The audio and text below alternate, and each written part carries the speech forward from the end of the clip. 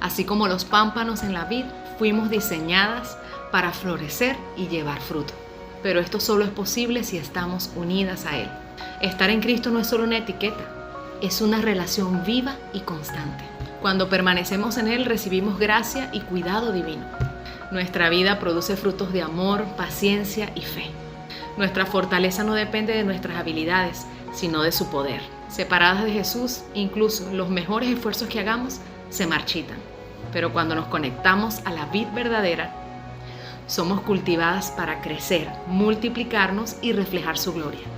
Dedica tiempo hoy para reconectarte con Jesús.